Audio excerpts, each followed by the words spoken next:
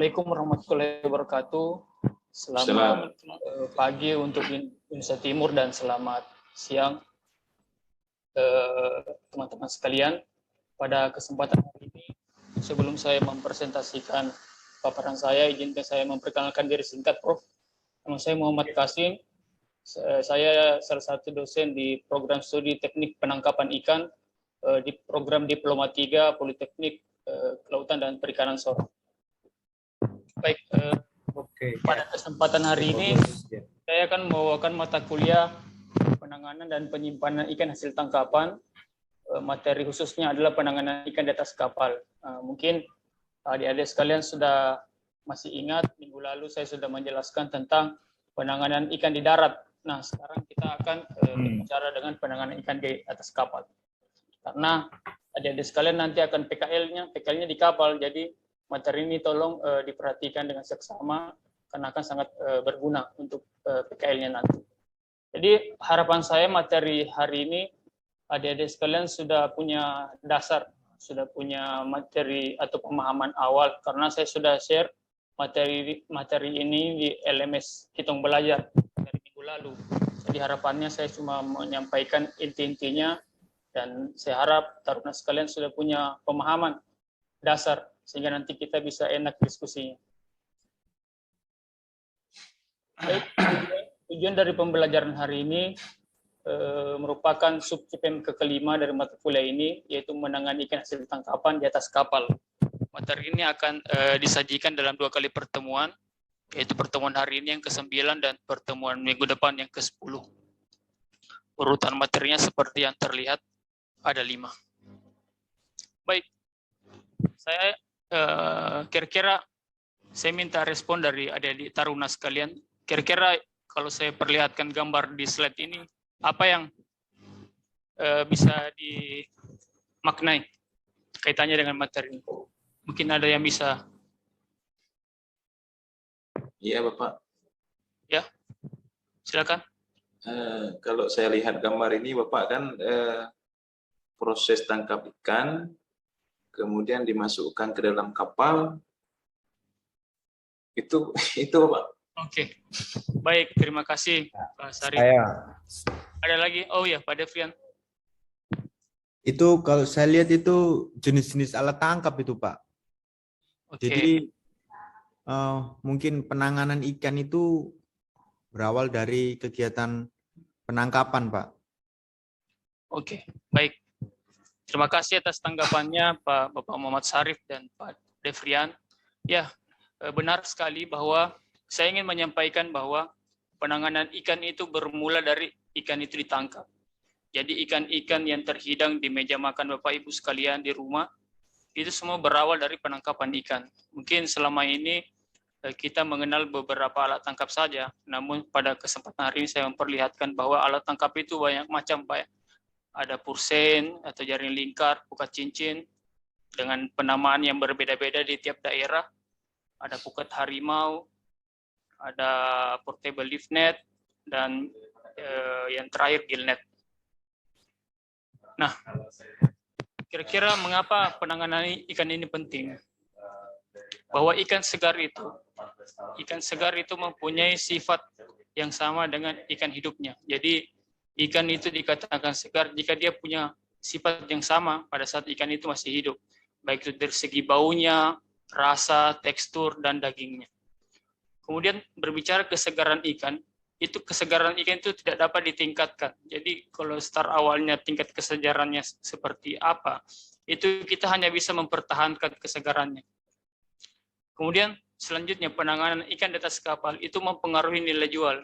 Jadi mengapa mata kuliah ini penting, materi ini penting? Karena ketika kesalahan penanganan di atas kapal, maka itu akan mempengaruhi nilai jual. Karena ikan-ikan itu akan sampai di konsumen pasti dalam kondisi tidak segar. Karena penanganan awalnya pada saat di atas kapal, nelayan-nelayan atau ABK itu tidak menerapkan sesuai dengan yang sebenarnya. Nah, mungkin ini saya sampaikan bahwa sedikit pengetahuan buat Bapak Ibu dan taruna sekalian bahwa ciri-ciri ikan segar dan busuk sesuai dengan SNI itu ada beberapa macam. Yang sebelah kiri itu adalah kolom yang sebelah kiri adalah ciri ikan segar, dan yang kolom yang kanan adalah sisi ikan yang busuk. Jadi mungkin sedikit informasi ketika Bapak Ibu berbelanja di pasar, mungkin ini bisa jadi referensi. Meskipun untuk menentukan kualitas ikan itu bukan cuma secara organoleptik, bisa kita perkuat juga dengan uji-uji yang lainnya seperti mikrobiologi maupun kimiawi. Nah, peralatan penanganan. Jadi peralatan penanganan itu yang harus ada di kapal. Minimal dia punya spons untuk membersihkan, palu itu untuk mematikan ikan, pisau untuk mematikan ikan secara cepat, sikat untuk membersihkan dek, pompa air dan selang untuk memastikan air terus mengalir untuk membersihkan dek-dek kapal, kemudian spike untuk mematikan ikan juga, dan ganco ini untuk mengangkat ikan ke atas dek dari alat tangkap pada saat penarikan atau hauling. Kemudian ABK di atas kapal itu harus dilengkapi dengan peralatan dasar seperti wear pack, helm kerja, sepatu boot, dan sarung tangan. Nah, taruna sekalian, pada saat kalian nanti akan PKL, saya berharap kalian bisa melihat fenomena-fenomena ini. Apakah di tempat PKL kalian nanti, ABK-nya itu betul-betul menerapkan, sehingga kalian bisa menuliskan di laporan kalian seperti apa fenomena yang ada di lapangan. Kemudian selanjutnya, kira-kira bagaimana tahapan kegiatan penanganan ikan di atas kapal. Nah, pada kesempatan hari ini saya contohkan ikan tuna, karena ikan tuna selain merupakan komoditi ekspor andalan Indonesia, juga kalau kita berbicara di Sorong, Papua Barat, ini merupakan komoditas ikan yang dominan ditangkap oleh nelayan-nelayan kita. Bagaimana tahap penanganannya? Pertama, penggancuan. Jadi pada saat pemanenan untuk hauling itu, ikan di atas diangkat ke dek itu menggunakan ganco untuk menghindari ikan itu berbenturan dengan dek, sehingga terjadi kerusakan fisik dari ikan. Kemudian ikan, setelah ikan diangkat ke atas dek kapal, kita harus cepat mematikannya, karena dengan cara mematikan dengan cepat, waktu ikan itu menggelepar bisa kita minimalisir. Kemudian penanganan ikan yang berontak. Ikan yang berontak bisa kita tangani dengan memasukkan pada karung atau handuk yang telah dibasahi ke tubuh ikan.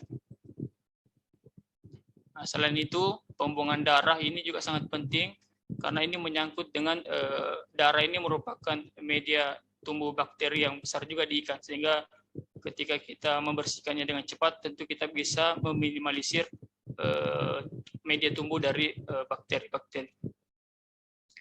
Kemudian pembuangan insan dan isi perut sama dengan darah tadi. Insan dan isi perut juga tempat media tumbuh dari bakteri tersebut. Nah, setelah itu dibersihkan, dicuci dengan air yang bersih, kemudian disimpan pada palka. Penyimpanan pada palka ikan itu ada dua macam, bisa menggunakan tali yang dilepas perlahan ke dasar, atau bisa dengan model digantung. Jadi ALREF ini merupakan singkatan dari air laut yang direfrigerasi atau air laut yang didinginkan. Oke, sedikit tambahan karena tadi berbicara tentang es pendinginan, Bapak Ibu atau taruna sekalian, jika membeli ikan di pasar, kita bisa menentukan jenis kadar atau bobot es batu yang kita butuhkan untuk mendinginkan ikan tersebut. Kita bisa mengetesnya dengan menggunakan termometer. Kita hitung dulu berapa suhu awalnya, sehingga kita bisa menentukan berapa berat es batu yang dibutuhkan. Pada slide di slide saya mencontohkan bahwa banyak suhu awalnya itu 10 derajat Celcius dengan berat 15 kilo berat ikan. Sehingga diperoleh 15 berat ikan dikurangi 10 derajat Celcius itu adalah suhu awal, dikurangi 0 derajat ini suhu yang kita inginkan. Dikali 0,84 ini adalah panas spesifik dari ikan. Ini merupakan ketentuannya. Sehingga didapatkan 126 kilokalori. Sehingga karena es menyerap 8 kilokalori per kilogram es, sehingga dibutuhkan 126 kilokalori dibagi 80 kilo, sehingga didapatkan 1,575 kilogram es untuk menurunkan suhu yang awalnya 10 derajat Celcius ke 0 derajat Celcius dengan bobot ikan 15 kilo. Nah, saya ingin sampaikan bahwa keberhasilan penanganan ikan di atas kapal itu ada 3 faktor yang perlu kita perhatikan. Yang pertama, kesadaran dan pengetahuan ABK. Nah, ini sangat penting karena mereka adalah orang atau orang pertama yang berkontak langsung dengan ikan tersebut. Sehingga perlakuan apa yang dilakukan oleh ABK tersebut akan sangat menentukan kualitas dari ikan tersebut. Kemudian yang kedua, kelengkapan sarana penyimpanan di atas kapal harus memadai. Kemudian kecukupan jumlah es yang dibawa saat menangkap ikan di laut. Karena berbicara ikan adalah komoditi yang cepat membusuk karena kandungan airnya yang besar. Mungkin sebelum saya akhiri, saya akan memberikan post test. Oke, sudah, saya lihat sudah ada yang mengirimkan, saya anggap sudah selesai. Nah, terakhir, saya memberi perkuliahan ini, saya minta kalian mengerjakan LKM yang saya share di Google Classroom. Materinya saya sudah share di Kitong Belajar di LMS. Deadline-nya 6 Februari pukul 12 waktu Indonesia Timur. Nah, terakhir sebelum saya tutup, saya ingin menyampaikan bahwa teman-teman sekalian, taruna sekalian, saya minta kita bisa mencontoh filosofi hidup dari ikan salmon. Karena saya tahu bahwa di tanah Papua ini adalah kita serba terbatas. Kita dari segi akses internet susah. Namun kita tidak boleh lengah, tidak boleh down, karena ikan salmon sendiri itu siklus hidupnya mempunyai makna tentang perjalanan jauh yang perlu usaha yang keras. Dia melawan arus hanya untuk bisa melahirkan generasi berikutnya. Sampai dia berpuasa, sampai dia mati di perjalanan itu, matinya karena mortalitas alami atau karena predator. Saya kira itu dari materi saya pada kesempatan hari ini. Terima kasih Prof. Saya kembalikan ke Prof.